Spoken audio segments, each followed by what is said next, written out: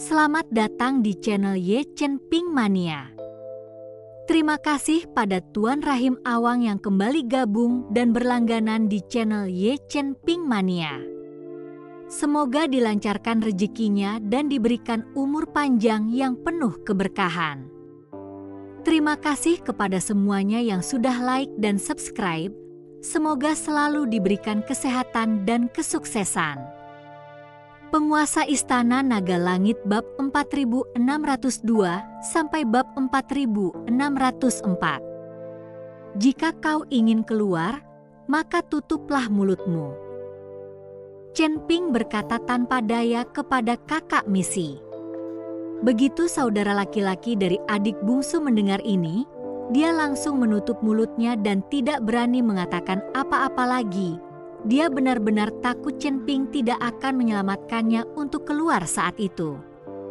Chen Ping diam-diam tinggal di dalam sel. Pada saat ini ada jejak hisapan di dalam sel, tanpa sadar menyerap energi spiritual dari tubuh Chen Ping. Chen Ping hanya berpura-pura tidak tahu dan duduk diam. Toh tidak ada energi spiritual di sini, tidak ada cara untuk berkultivasi. Meskipun dia memiliki perlengkapan di tubuhnya, Chen Ping tidak ingin perlengkapannya berakhir diserap oleh orang lain. Dia berencana untuk mencari tahu tentang pohon kuno itu sebelum dia mengatakan apapun. Keesokan harinya, tibalah saatnya melepaskan angin. Ketika Chen Ping dan saudara misi keluar, mereka mendapati ratusan kultivator telah lama menjaga pintu masuk sel mereka untuk menyambut mereka. Chen Ping keluar dari selnya dan berjalan lurus menuju pohon kuno. Semua pembudidaya lainnya mengikuti di belakang. Semua orang ini juga ingin pergi ke bawah pohon kuno itu untuk berkultivasi, karena aura di bawah pohon kuno itu jauh lebih melimpah daripada tempat lain.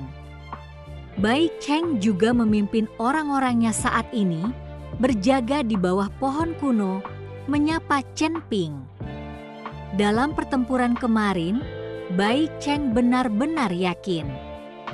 Dia, seekor ular jiao yang belum berubah wujud menjadi naga, telah bertemu dengan klan naga sejati, dan itu juga merupakan klan naga emas yang paling terhormat. Bai Cheng merasa bahwa ini adalah ciptaannya sendiri yang telah tiba. Murid memberi hormat kepada leluhur suci. Bai Cheng berkata dengan hormat ketika dia melihat Chen Ping mendekat. Dia hanya seekor ular yang menyebut Chen Ping leluhur suci sedang mengambil keuntungan dari dirinya sendiri. Di mata para naga, orang-orang pun memandang rendah mereka. Para naga yang tadinya ular bersisik menjelma menjadi naga. Beberapa orang terlahir sebagai naga yang mulia, sementara yang lain harus melalui upaya berkelanjutan mereka sendiri untuk berubah dari ular menjadi naga. Namaku Chen Ping, kamu bisa memanggilku dengan namaku saja.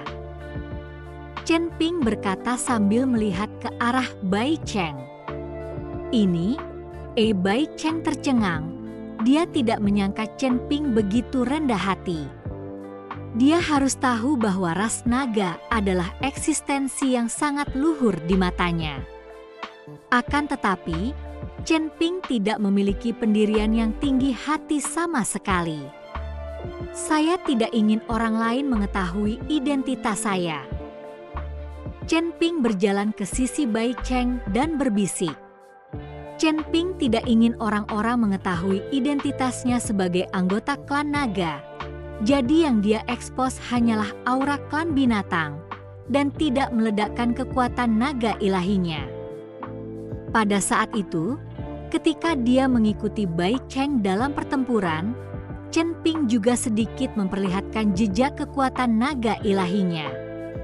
Bahkan sedikit saja terungkapnya jejak kekuatan naga ilahi telah menyebabkan Bai Cheng sangat terkejut hingga tak terlukiskan kata-katanya. Saya mengerti, Tuan Chen. Bai Cheng mengangguk. Hentikan yang lain, tidak seorang pun diizinkan mendekati pohon kuno itu. Chen Ping berpesan kepada Bai Cheng. Ya.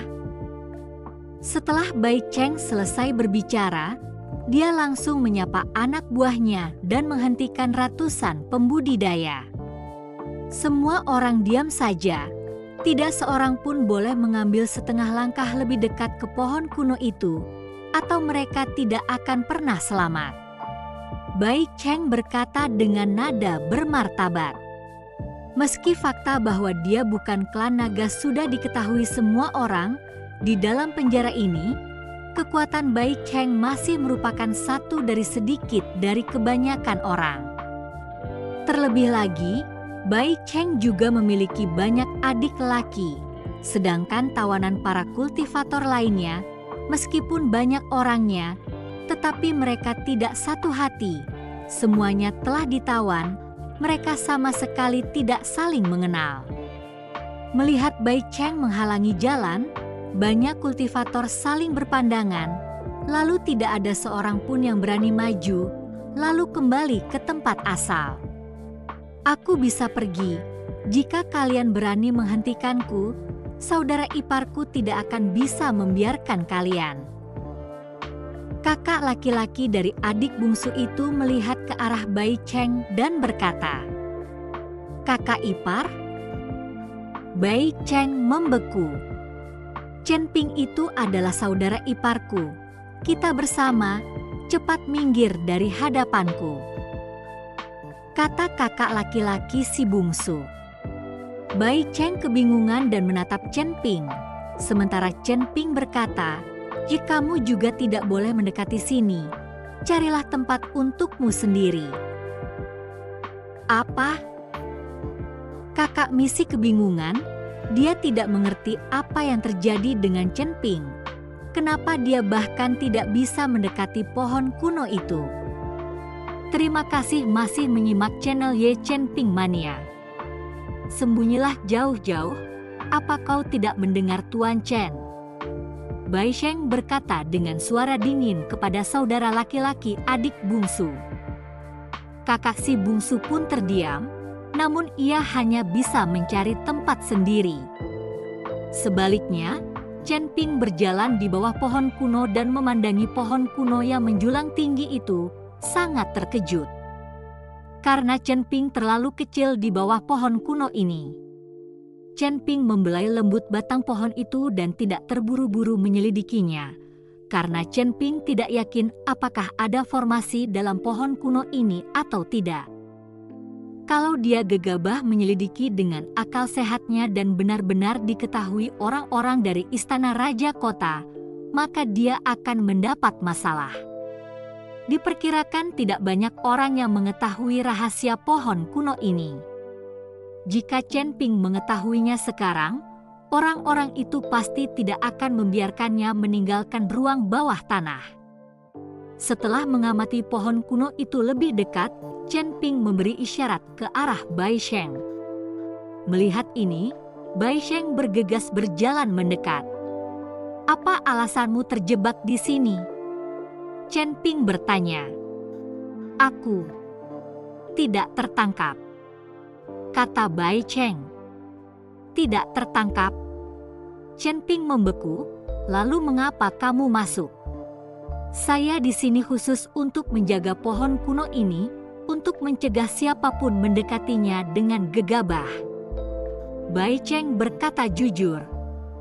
"Bukankah ada penjaga di penjara besar ini? Mungkinkah para penjaga itu tidak dapat menjaga pohon kuno itu, dan mereka harus mengirimmu secara khusus untuk menjaganya?" Chen Ping sangat bingung. Dia tidak mengerti bahwa jelas-jelas ada penjaga di penjara besar itu. Jadi mengapa dia masih ingin Bai Cheng membawa seseorang untuk menjaga pohon kuno itu? Mendengarkan pertanyaan Chen Ping, Bai Cheng melihat sekelilingnya lalu berbisik di samping Chen Ping, "Tuan Chen tidak tahu kalau penjaga penjara bawah tanah ini berada di bawah yurisdiksi Jenderal Yan, dan pohon kuno di dalam penjara bawah tanah ini adalah pusat gravitasi dari seluruh kediaman Tuan Kota. Jadi Jenderal Penafsiran telah mengirimku untuk membawa seseorang untuk menjaga pohon kuno itu. Kalau begitu, kita ikuti penjaga penjara bawah tanah untuk saling mengawasi, dan tidak ada yang bisa melakukan sesuatu yang tidak menguntungkan bagi pohon kuno itu.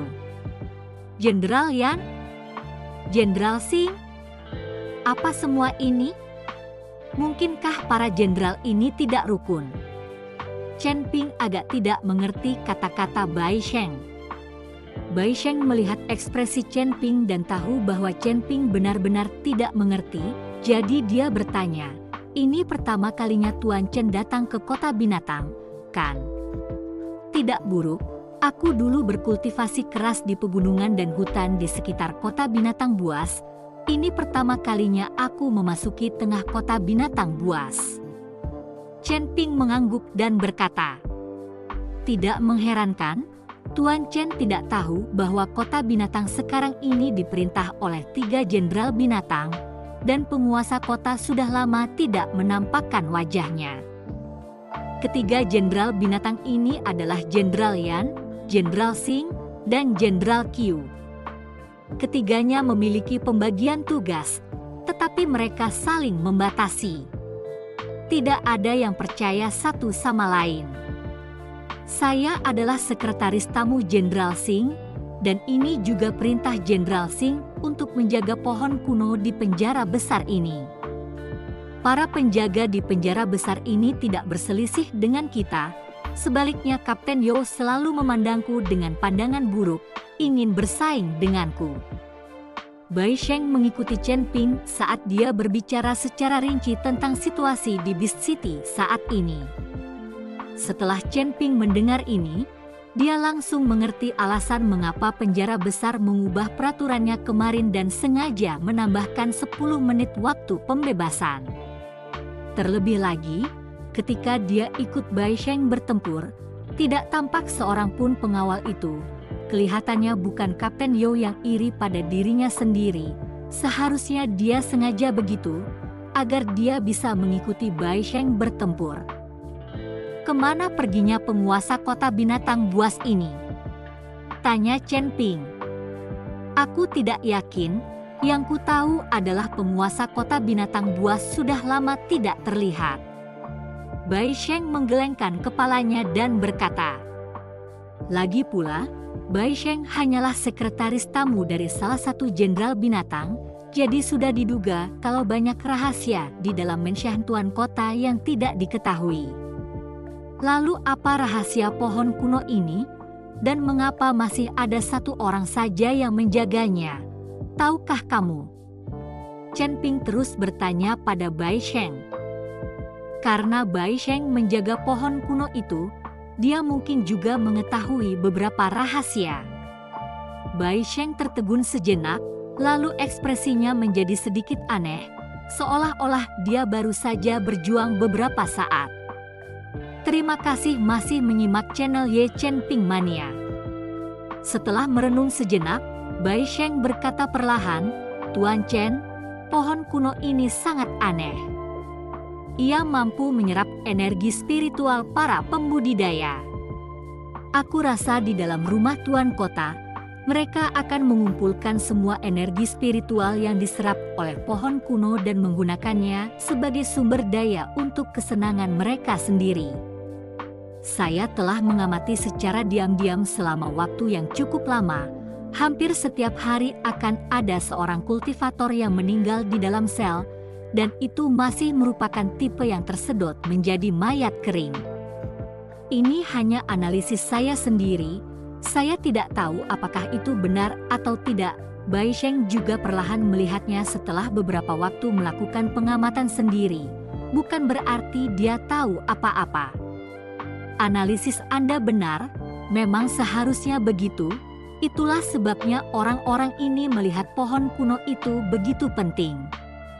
Chen Ping mengangguk dan berkata, "Tuan Chen, apa alasan Anda ditangkap di sini?" "Saya dapat menggunakan koneksi saya untuk meminta Jenderal Singh memberi Anda perintah amnesti untuk membebaskan Anda." Bai Sheng bertanya pada Chen Ping. "Aku telah menghajar seorang pria bernama Qiu Yu. Sepertinya dia adalah putra Jenderal Qiu." kata Chen Ping acuh tak acuh. Kau menghajar Qiu. Bai Sheng terkejut, orang itu seorang playboy dan tuan yang pendendam, kurasa dia tidak akan membiarkan hal itu terjadi. Tapi jangan khawatir Tuan Chen, saya akan meminta Jenderal Xing untuk membantu saya dan melihat apakah saya bisa membebaskan Anda. Jika kau tetap di sini, bahkan jika energi spiritualmu tidak terhisap kering oleh pohon kuno itu, aku khawatir si Qiu itu harus mencari seseorang untuk menjebakmu di penjara besar ini. Tidak apa-apa, penjara sebesar ini belum bisa menjebakku, kata Chen Ping tanpa rasa khawatir. Penjara ini dikelilingi oleh formasi untuk mengurung para tahanan, tetapi Chen Ping sama sekali tidak takut dengan formasi di dalam penjara. Formasi ini terlalu remeh di mata Chen Ping. Dia bisa pergi kapan saja dia mau. Tuan Chen masih tahu seni formasi. Bai Sheng berkata dengan heran. Sedikit mengerti, sejauh menyangkut formasi di penjara besar ini, itu dapat dipatahkan dengan lambaian tangan, Chen Ping berkata dengan santai. Namun, kata-kata ini terdengar arogan di telinga Bai Sheng. Jika bukan karena dia tahu identitas Chen Ping sebagai ras naga, Bai Sheng pasti mengira Chen Ping sedang membual. Tetapi sekarang Chen Ping memiliki identitas ras naga dan juga dari ras naga emas yang mulia, jadi kata-kata Chen Ping sangat dapat dipercaya. Berhati-hatilah jaga diriku, jangan biarkan siapapun menggangguku. Aku ingin melihat apa yang aneh dari pohon kuno ini. Chen Ping berkata pada Bai Sheng. Tuan Chen, Anda boleh menjelajah sedikit, tapi jangan sentuh pohon kuno itu. Kalau sampai pohon kuno itu rusak, saya benar-benar tidak sanggup menanggungnya. Bai Sheng berkata kepada Chen Ping. Jangan khawatir, aku tidak akan merusak pohon tua itu. Chen Ping tersenyum tipis. Bai Sheng berjalan ke samping dan membantu Chen Ping menonton, tidak mengizinkan siapapun mendekati pohon kuno itu. Di sisi lain, Chen Ping dengan lembut menekankan telapak tangannya di atas batang pohon kuno itu, diikuti oleh kekuatan indera ilahi yang memasuki pohon kuno itu. Karena hanya dengan cara inilah Chen Ping dapat mengetahui rahasia apa sebenarnya yang dimiliki pohon kuno ini. Tepat setelah indera keilahian Chen Ping memasuki pohon kuno, Chen Ping hanya merasakan tubuhnya ringan dan jiwa keilahiannya langsung memasuki dunia kehampaan. Lingkungan sekitarnya semuanya putih, tidak ada apapun yang terlihat. Chen Ping yakin bahwa ini bukan ilusi, dia benar-benar merasakan jiwanya telah memasuki ruang lain. Dan di ruang ini, seperti lautan energi spiritual yang luas, memandikan jiwa suci Chen Ping, membuat Chen Ping sangat nyaman. Mungkinkah ini ruang pohon kuno? Energi spiritual yang begitu kaya di sini seharusnya diserap dari para pembudidaya di dalam sel. Chen Ping merasakan energi spiritual di sekelilingnya dan sangat gembira di dalam. Chen Ping sangat ingin berkultivasi dengan baik di sini, dan kekuatannya pasti akan tumbuh lebih cepat ketika saatnya tiba. Namun, dia tahu bahwa waktu pelepasannya hanya setengah jam, dan tidak peduli seberapa banyak Chen Ping berkultivasi dalam setengah jam ini, mustahil untuk menyerap banyak energi spiritual. Bersambung.